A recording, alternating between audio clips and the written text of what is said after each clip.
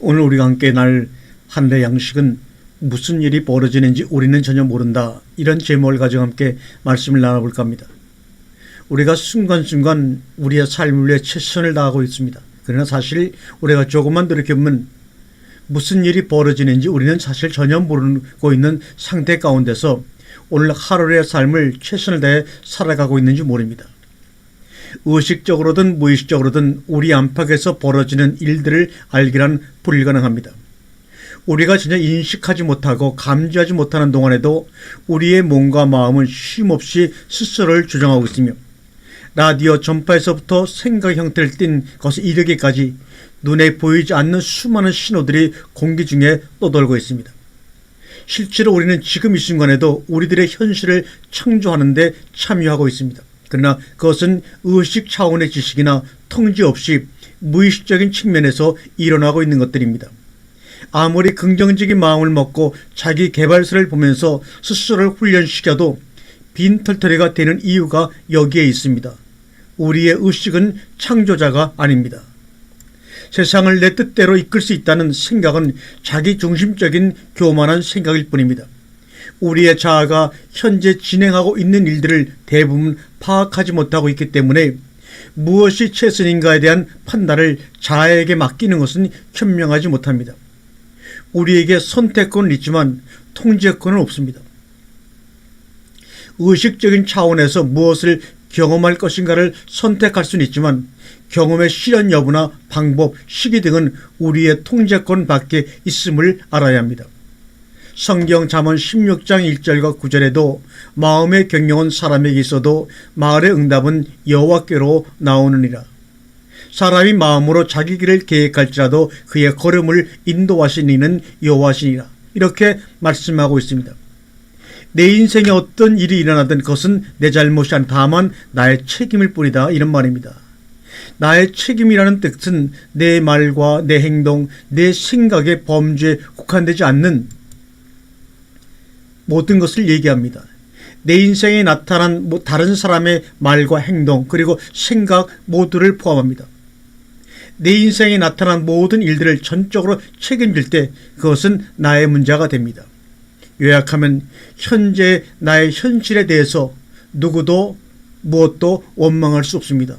다만 그것에 대한 책임을 내가 질 뿐입니다. 우리가 책임을 진다고 하는 것은 현실을 수용하고 소유하고 사랑한다는 뜻입니다. 치유에서 성취까지 모든 이해를 넘어선 회복의 길로 우리를 인도할 수 있는 고백은 사랑합니다라는 단 한마디의 고백이 당신의 인생을 변화시켜 줄 것입니다.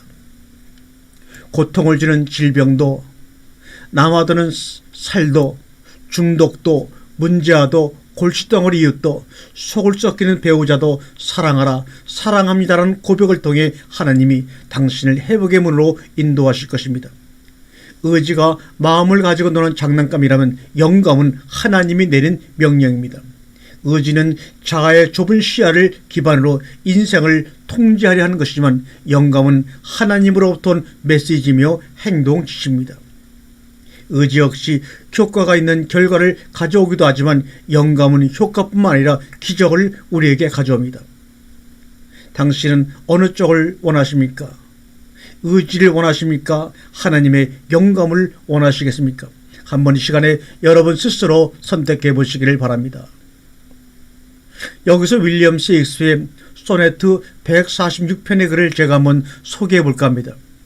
죄 많은 땅 위에 중심에 서 있는 불쌍한 영혼이요, 육의 유격의 반란군에 제압되었다. 어째서 너는 외벽을 사치스럽게 장식하면서 안쪽에서는 마르고 쇠약해져 굶주림에 괴로워하는가. 이렇게 셰익스피어는 인생을 논했습니다.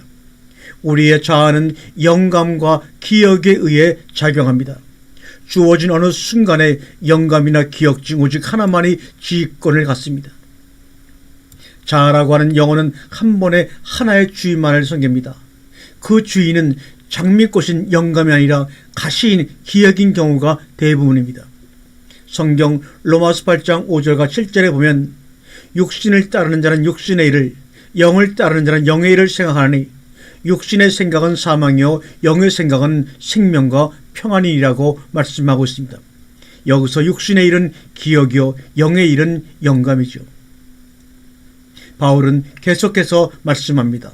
그러므로 형제들아 우리가 빚진 자로 돼 육신에게 져서 육신대로 살 것이 아니라, 이 말씀은 이제는 우리가 육신에게 빚진 자가 아니므로 육신에게 빚진 자처럼 육신에게 끌려다니는 인생을 살지 말고 영으로서 몸의 행실을 죽이라는 말씀이죠. 여기서 우리들의 모든 육체의 빚을 탕감시켜 주신 분은 바로 예수 그리스도이십니다. 당신의 인생을 누가 책임지고 있습니까? 영감입니까? 아니면 여러분의 기억의 재생입니까? 어느 쪽을 선택할지는 의식적인 당신의 마음에 달려 있습니다.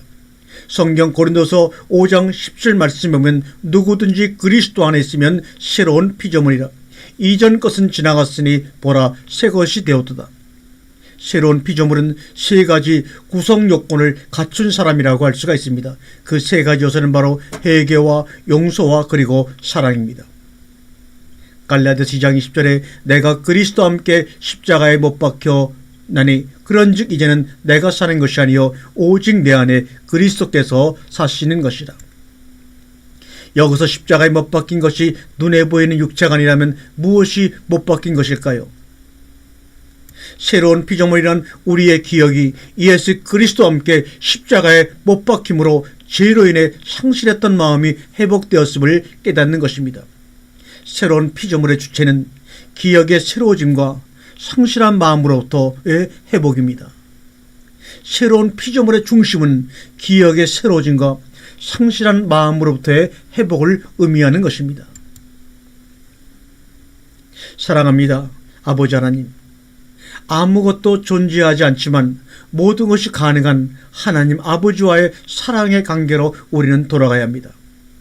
창조의 궁극적인 비밀을 드러내는 말, 무한대 능력과 권능, 축복, 치유를 드러내는 말, 지금 내가 우리 모두와 함께 외치고 싶은 말은 오직 이거 하나입니다. 사랑합니다. 하나님 아버지. 태초에는 공허와 혼돈과 흑암뿐인 무의 상태였지만 그 아무것도 보이지 않는 무 안에는 하나님 아버지의 무한한 사랑이 깃들여 있었습니다. 그 사랑에 우리가 접촉당했을 때 모든 것은 드러나고 이루어집니다. 그것을 바로 우리는 창조라고 하는 것입니다. 사실 따지고 보면 무의 우주에서 인간의 노력과 경험과 지식으로 이루어진 것은 하나도 없습니다. 다만 있던 것들이 드러난 것뿐입니다.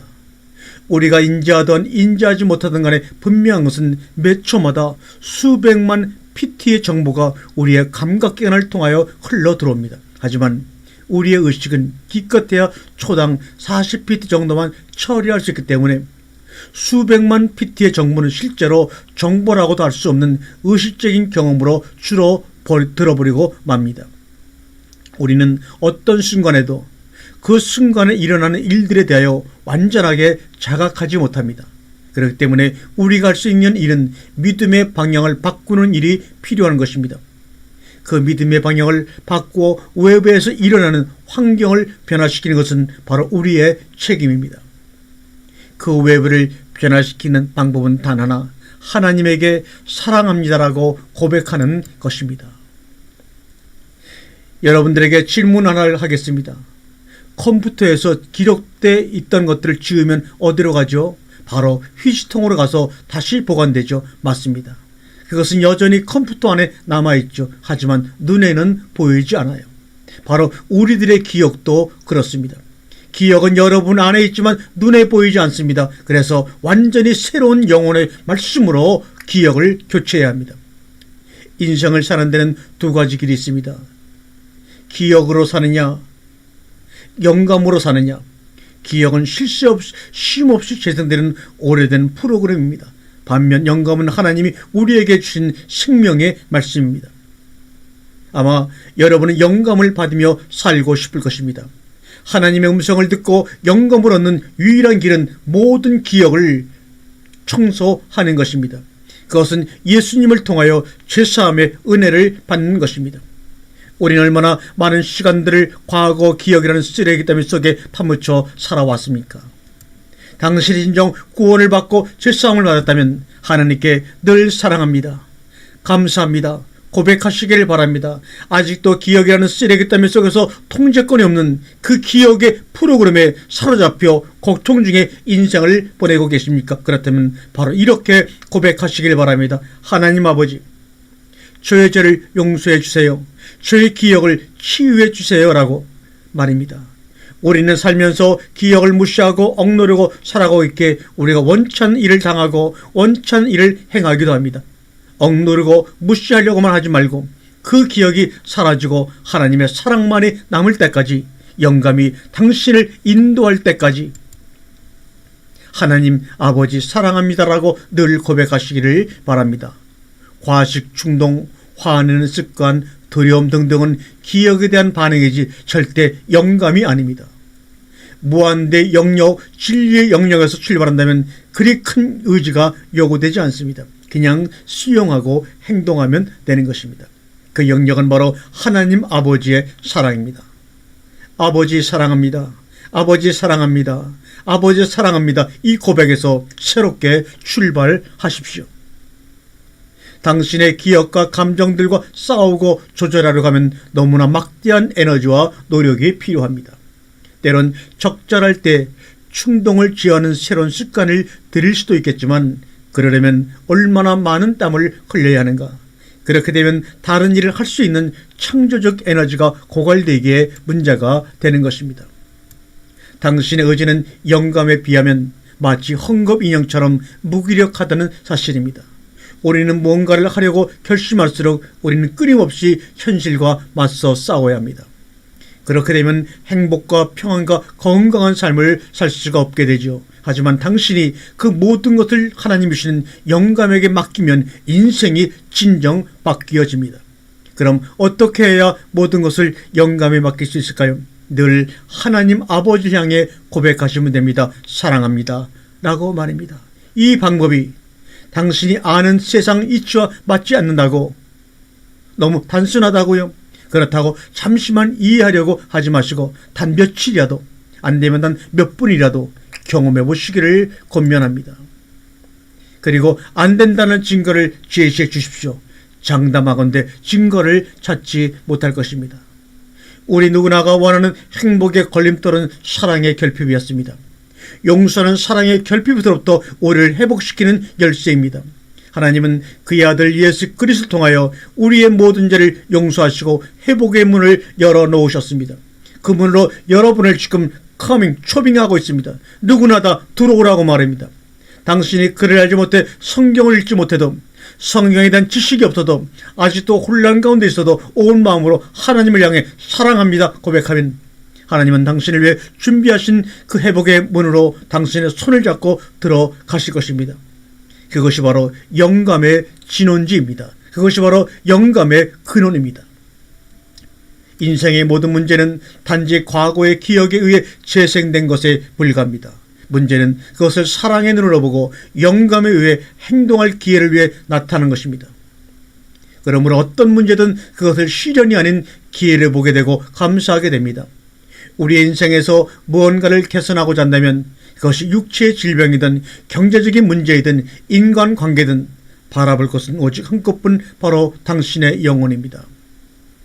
그 영혼 가운데 사랑의 주체이신 하나님 아버지가 계시기에 그렇습니다.